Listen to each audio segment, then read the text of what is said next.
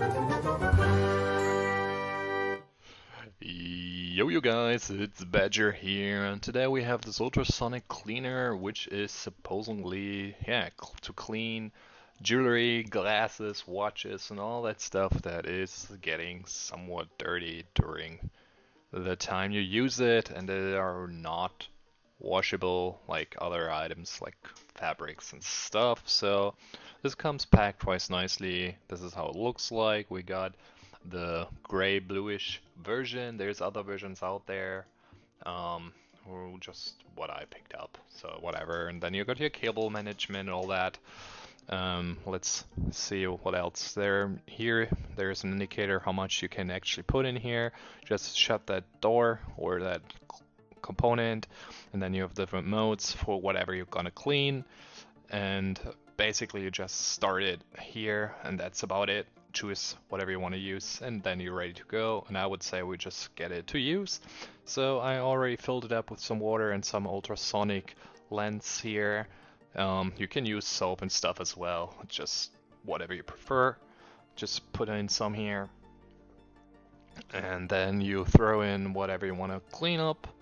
We will go with some rings I have here.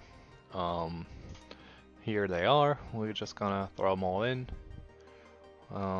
If you are using them, always try to spread them a little, not let them sit right on top of each other. You can, it's not gonna damage them or anything. It just makes more sense to have some room between.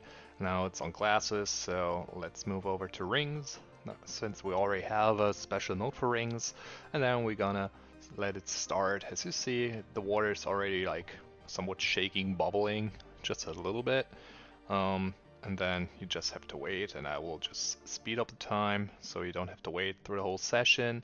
It takes about, what, 3-4 minutes until it's done normally.